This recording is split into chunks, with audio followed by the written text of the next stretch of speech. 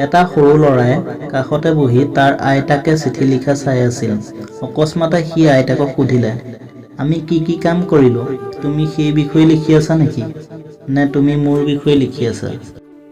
আইতাকে লিখিবলৈ বন্ধ কৰি নাতিনীয়েকক উদ্দেশ্যি ক'লে, মই তোমাৰ কথাকে লিখি আছোঁ।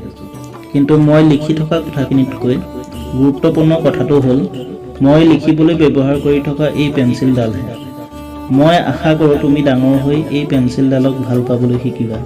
পেঞ্চিলডালৰ দৰে হ'বা। তেতিয়া পেঞ্চিলডালক কিছুদৰি নিৰীক্ষণ কৰি একো বিশেষত্ব দেখা নাপাই আইতাকক ক'লে, পেঞ্চিলডালচোন মই দেখাত আন সাধাৰণ পেঞ্চিলবোৰৰ দৰে।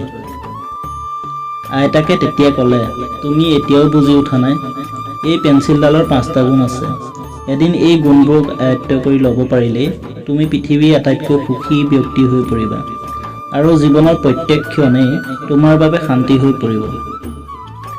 আইতাকে উচ্ছ্বাসেৰে কৈ গ'ল, পেঞ্চিলডালৰ প্ৰথম গুণ, যিকোনো মহৎ কাম কৰাৰ সামৰ্থ্য তোমাৰ আছে।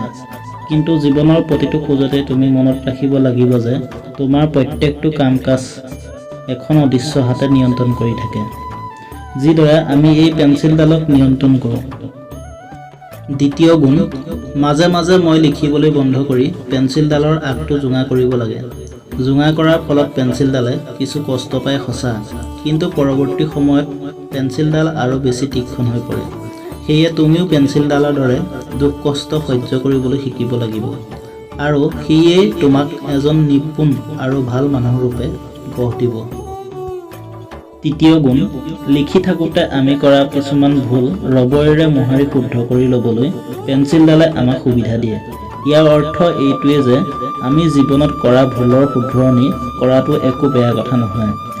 ই আমাক ভাল আৰু সৎ পথত চলাত সহায় কৰে।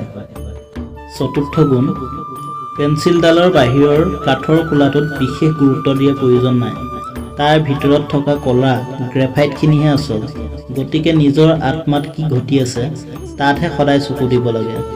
এখন নিকাষ হৃদয় গঢ়াতহে মনোনিৱেশ কৰিব লাগে। শেষত পেঞ্চিলডালৰ পঞ্চম গুণটো, এখন উকা কাগজত পেঞ্চিলডালে সদায় নিজৰ চিন ৰাখি থৈ যায়। একেদৰে তুমিও জনাটো উচিত যে জীৱনত তুমি কৰা প্ৰত্যেকটো কামেই সময়ৰ বুকুত একোটা চিন ৰাখি থৈ যায়। গতিকে তুমি কৰা প্ৰতিটো কামতেই বিশেষভাৱে সচেতন হ'বলৈ যত্নপৰ হ'ব লাগে।